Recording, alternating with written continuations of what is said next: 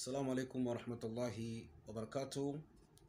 Ndugu yangu mpendwa, popote pale ulipo, sifa njema ni zake Mwenyezi Mungu Subhanahu wa Ta'ala, muumba wa mbingu na ardhi, aliyetuwezesha mimi na wewe kupata faida kubwa sana katika afya ambayo tunaendelea kuwa nayo.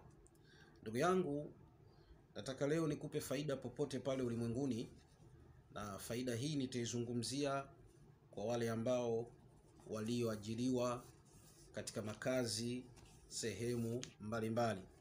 Yaani mtu ambaye ameajiriwa kazini, mfanyakazi, iwe mfanyakazi wa ndani, iwe mfanyakazi wa serikali, iwe mfanyakazi wa kampuni, iwe mfanyakazi shirika la umma, iwe mfanyakazi katika kazi ambayo umeshare order na wenzio, bimaana mmekutana watu kwa pamoja, alafu ikawa kwamba hiyo ni kampuni yenu kwa pamoja. Nataka nizungumzie dalili za kurogwa kazini. Nataka nizungumzie dalili za kurogwa kazini, kwamba ni dalili gani ambazo wewe ndugu yangu mpendwa, kama utaziona katika kazi yako, kama utaziona katika sehemu ambayo umeajiriwa, kama utaziona katika sehemu ambayo unaitumikia, basi ujue hiyo ni katika moja ya dalili ambazo kwamba wewe utakuwa umerogwa. Mtu aliyerogwa ni mtu ambaye asiyefahamu au kujitambua au kuelewa kwamba kitu gani kinachokwamisha katika maisha yake, au kitu gani kinachomkwamisha katika system na mwenendo wa maisha yake. Kama zamani ulikuwa ukipendwa sana na bosi, lakini ikatokea ghafla wewe na bosi wako marumbano yakawa ni mengi. Zamani ulikuwa unafurahikiwa sana na wafanyakazi wenzio, lakini ikapelekea kwamba wewe sasa baadhi ya wafanyakazi wenzio hauongei nao. Lakini zamani ulikuwa ni mtu ambaye mwenye nuru, ukipendwa na watu, ukiaminika, ukitumwa katika kila sehemu ambazo wenzio walikuwa hawawezi kwenda katika hizo sehemu, lakini wewe unatumwa, unaambiwa nenda katika hizo sehemu. Lakini sasa yale mabadiliko yakawa yanatokea taratibu. Badala ya kutumwa wewe, anatumwa mtu mwingine, na wewe unaonekana kwamba hauna maana. Hii ni moja kati ya dalili kwamba wewe umerogwa katika maisha haya. Unahitajika upate kisomo maalum ili uweze kuepukana na namna ya kurogwa. Moja kati ya vitu ambavyo vinaweza vikakuepusha wewe kama utakuwa umerogwa, unatakiwa utafute maziwa ya maji. Utafute maziwa ya maji, na baada ya kutafuta maziwa ya maji, maziwa haya yawe maziwa fresh. Na kama utabahatika ukipata maziwa ya ngamia, basi itakuwa bora zaidi. Kama utabahatika, narudia tena, ukipata maziwa ya ngamia, basi itakuwa bora zaidi. Maziwa ya ngamia au maziwa ya mnyama yoyote ambaye ni halali mnyama huyo kuliwa. Unachukua maziwa ya ngamia, na ukishachukua maziwa ya ngamia unachukua na dawa inayoitwa nyange. Unachukua dawa inayoitwa nyange. Ukishachukua nyange, unachukua na magadi. Magadi haya unayoyaona ambayo yanapikiwa katika vyakula. Na ukishachukua magadi, nyange, maziwa, unachukua na chumvi ya unga. Ukishachukua na chumvi ya unga, unachukua na msaka uchawi. Kuna dawa inaitwa msaka uchawi ambayo hii inapatikana katika maduka yote ya asili. Ukishachukua hiyo, unachukua na rose water. Unachukua na rose water. Hivi vitu takribani tunahesabu cha kwanza, cha pili, cha tatu, cha nne, cha tano. Hizi dawa tano kama mkono wangu ulivyo zina uwezo wa kukufanya wewe, kama ulikuwa umefanyiwa uchawi kazini, kama ulikuwa umerogwa kazini, na dalili nitakazozitaja, basi zitakufanya wewe kukuweka mbali na wachawi, zitakufanya wewe kukuweka mbali na washirikina, zitakufanya wewe kukupa nuru, na zitakufanya wewe kukusafisha na kukutakasa katika mwili wako, na ukakaa katika hali iliyokuwa nzuri. Lakini baada ya kupata hizi dawa ambazo nimezitaja, kama utakuwa unajua kusoma Qur'ani, utasoma surati Waqi'a, surati Waqi'a, idha waqa'atil waqi'a, utasoma surati al-Waqi'a. Uhakikishe kwamba unaisoma, unamtafuta mtu anayejua kukusomea, na ukishindwa kusoma tafuta katika Qur'ani, katika mitandao. Sasa hivi watu mnasoma katika mitandao, unaweza ukagoogle alafu surati Waqi'a ukahakikisha ukiwa unaisoma. Alafu hizi dawa, maziwa unayachemsha katika jiko. Ukishachemsha maziwa katika jiko, unachukua magadi kidogo unaweka katika maziwa, unachukua chumvi ya mawe unaweka katika maziwa, unachukua msaka uchawi kidogo unaweka katika maziwa. Alafu then ukishachukua hizo dawa, unachukua na kitu ambacho kinachoitwa rose water. Unachukua na kitu ambacho kinachoitwa rose water. Alafu unaweka zote katika maziwa na maji, unachemsha. Ukishachemsha, hakikisha vinachemka vyote kwa pamoja, na mchemko wake unakuwa mkubwa zaidi katika kuchemka, na unahakikisha kwamba kuna harufu fulani ambayo inakuja baada ya zile dawa kujichanganya na kujimeng'enya. Usichuje. Usifanyeje? Usichuje. Unachukua dawa hizo, unazigawa katika mafungu 7. Ukizigawa katika mafungu 7, na utakoga kwa muda wa siku 7. Utakoga asubuhi na jioni siku moja, utakoga asubuhi na jioni siku ya pili, mpaka zinatimia zile siku 7. Maziwa ya maji unachukua na nyange, unachukua na chumvi ya mawe, unachukua na msaka uchawi, unachukua na rose water, kisha unasomea surati Waqi'a. Then baada ya kumaliza, utamswalia Mtume Muhammad sallallahu alaihi wasallam mara 990, mara 990. Allahumma salli ala Muhammad wa ali Muhammad, Allahumma salli ala Muhammad wa ali Muhammad.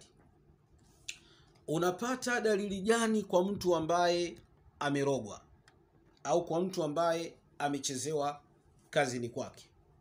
Kwanza kabisa ni mtu ambaye anaikaa kazini akahisi kwamba moyo wake unalipuka hovyo kila wakati.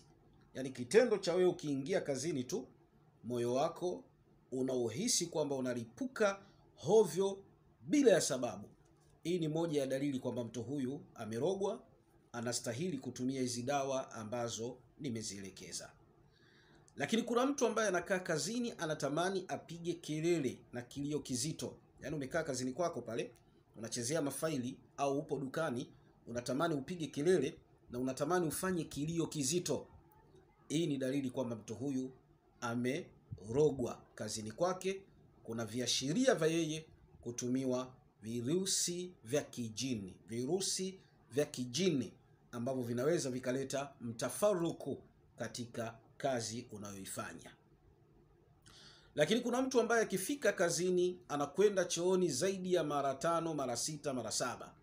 Kila ukikaa unahisi choo, kila ukikaa unahisi choo, na saa nyingine ukienda chooni kwamba kile choo kinakuwa hakitoki. Hii ni dalili mojawapo kwamba wewe una viashiria vya kukumbwa na kurogwa. Viashiria, unaelewa vizuri, viashiria vya kukumbwa na kurogwa na baadhi ya watu ambao pengine unafanya nao kazi, na pengine wao hawapendi wewe kuwepo katika hiyo kazi. Lakini kuna mtu akifika kazini kwamba kichwa kinamuuma sana, mara kwa mara kichwa kinamuuma, kinamletea matatizo, anashindwa saa nyingine hata baada ya kusaini kitu fulani anafanya kitu hovyo. Hii ni dalili kwamba mtu huyu ana viashiria vya kurogwa. Lakini kuna mtu muda wote akifika kazini yeye ni kununa, kuharibika sura, haiba na wafanyakazi wenzie inakuwa hakuna, maelewano yanakuwa hakuna, kusikilizana kunakuwa hakuna, jambo dogo linakuwa jambo kubwa, na anaweza saa nyingine akafanya jambo zuri lakini kwa wenzie likawa ni jambo baya. Hii ni dalili kwamba mtu huyu ana viashiria vya kurogwa kazini. Lakini pia kupoteza uhalisia wa kifahamu unapokuwa kazini, kwamba unapoteza uhalisia wa kufahamu unapokuwa kazini. Na saa nyingine unapokuwa kazini unakuwa ni mtu wa kufoka, kuwafokia watu, kufokeana na wenzio, kugombana, kuelimishana. Ukiambiwa jambo unakasirika, unaona kama vile hutaki kuelekezwa, au unaona anayekuelekeza kwamba anakuelekeza katika makosa, ili mradi tu itokee kwamba uharibu ile kazi alafu ufukuzwe, ili wale waliofanya kile kitu wafurahi. Na saa nyingine hasira mnazofanya makazini sio zenu, na saa nyingine jazba mnazofanya makazini sio zenu, na saa nyingine magombano unaoyafanya kazini na kununa sio wewe, isipokuwa una viashiria vya wewe kurogwa katika sehemu ya kazi. Hivi je, kumuona mtu anapewa ushauri wote na wenzie kwamba kitu fulani usikifanye, ukikifanya hiki kitu bosi anaweza akakufukuza kazi au bosi akakasirika, lakini yeye yule mliyemwambia kwamba kitu fulani asifanye ndicho kitu ambacho yeye anaenda anakifanya, na akishakifanya majuto ni mjukuu, anaanza kujuta na kujilaumu kwamba kwa nini hiki kitu nimekifanya. Lakini wakati huo anapolalamika kwamba kile kitu kwa nini amekifanya, tayari kimeshamletea madhara, kimemfanya yeye kutoka katika kazi ambayo yeye aliyokuwa ameajiriwa, kazi ambayo alikuwa akilisha watoto wake kwa kutumia hiyo kazi akipata riski, kazi ambayo alikuwa akisaidia watoto wake kuwalipia karo ya shule bimaana ada, kazi ambayo ilikuwa ikimsaidia kulipa pango la nyumba analoishi, kazi ambayo ilikuwa ikimsaidia kutoa baadhi ya huduma katika huduma za kusaidia familia yake, ndugu zake, jamaa zake. Lakini unamkuta mtu anapoteza kazi, na inaweza ikapoteza kazi au mtu akapoteza kazi ikafikia stage baada ya kupoteza ile kazi, kwa kuwa na viashiria vya kurogwa, ikapelekea mpaka yeye akapelekwa katika mamlaka za kimahakama, bimaana akashtakiwa. Anaweza akakaa jela mwaka mmoja, miaka miwili, miaka mitatu, na baadaye mahakama inakuja kusema kwamba mtu huyu tumemuona kwamba hana hatia yoyote, mtu huyu hana hatia yoyote, unaachiwa. Lakini tayari umeshakaa miaka miwili, miaka mitatu. Yote inatokea kwa sababu wewe una viashiria vya kurogwa katika ile kazi unayoifanya. Lakini pia mtu anaweza kaenda kazini, anakuwa mzima anapokuwa nyumbani, anakuwa mzima anapokuwa nje ya kazi, lakini kitendo cha yeye kuingia pale kazini, kiuno chake kinaanza kumuuma, mgongo wake unaanza kumuuma, akikaa katika kiti anakiona kiti kichungu, akikaa katika meza anaona maluweruwe, mtu anatoka jasho kwenye AC. Ushawahi kumwona mtu anatoka jasho kwenye AC? AC imewashwa lakini mtu anatoka jasho.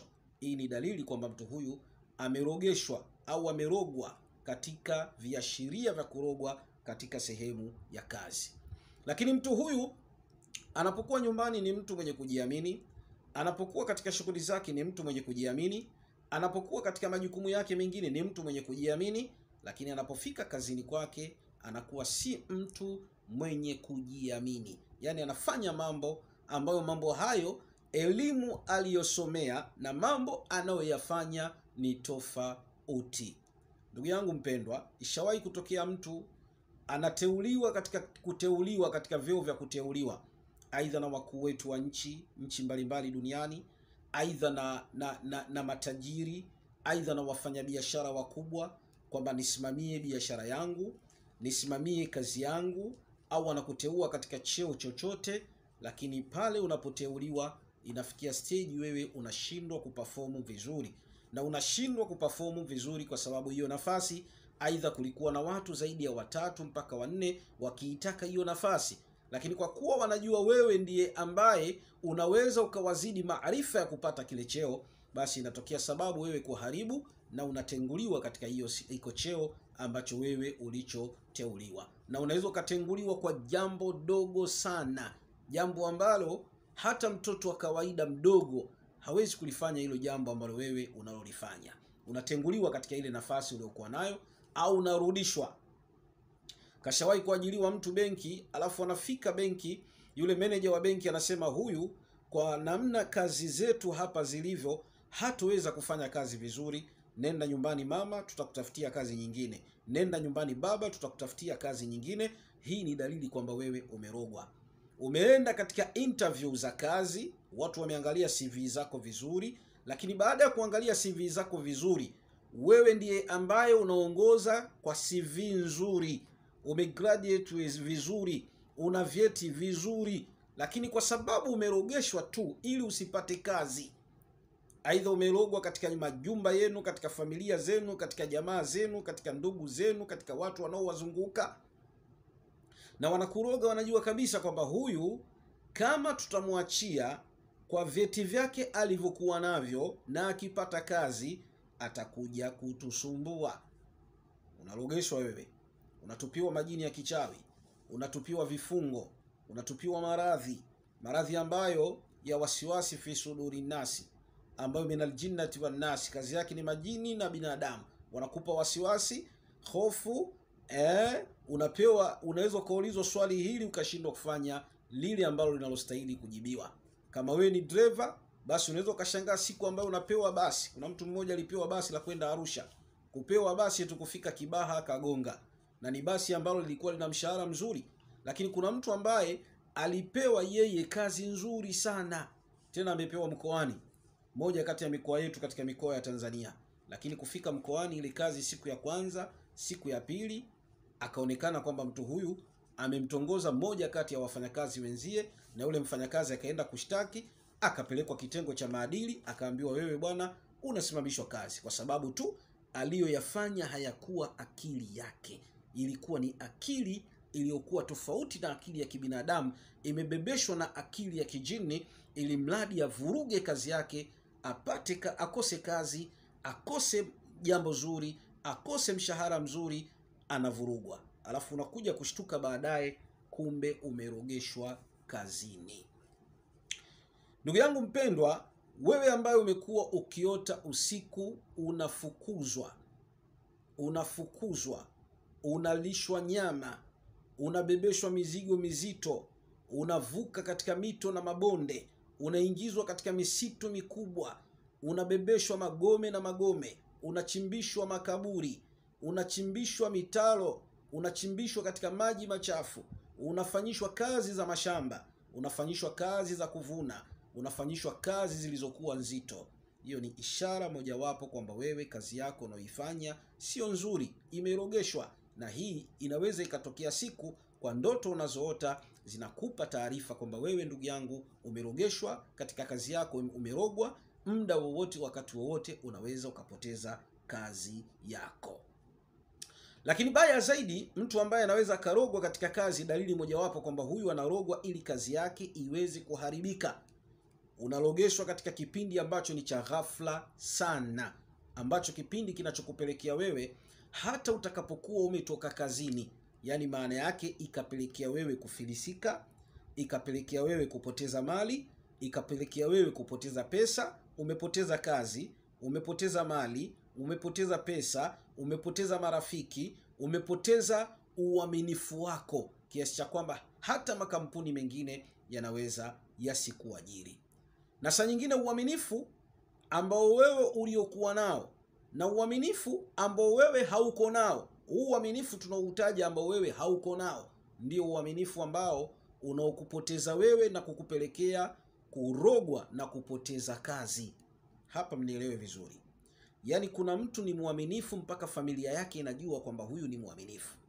Lakini anaweza akawa anafanya kazi benki, akaja kuambiwa kwamba umeitia benki hasara ya milioni 30. Na akiulizwa katika hasara ya milioni 30, utakuta pengine mchezo aliochezeshwa yeye bila ya kujua, na pengine katika milioni 30 yeye amekula milioni 5. Milioni zilizobaki nyingine wamechukua wenzie. milioni 5 inakupelekea wewe kwenda kupoteza kazi yako ya benki. Aidha, kitu kidogo cha thamani ndogo kinakupelekea wewe, ambacho kinatolewa katika godown la mwajili wako, kinatolewa katika godown la bosi wako, kile kitu thamani yake ni ndogo, ambayo inaenda kuharibu system na mfumo wa maisha ya familia yako. Aidha, inaweza ikapelekea wewe katika maisha yako umeajiriwa katika sehemu nzuri na ajira yako ukaipoteza kwa sababu tu ya kutokuwa muaminifu. Hii tunasema kwamba wengi wanarogeshwa katika kazi.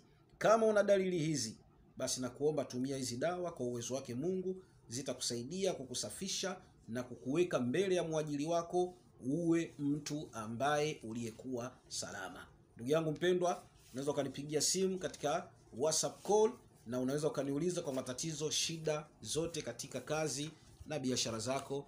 Alamsiki, Mwenyezi Mungu akubariki, endelea kunifuatilia.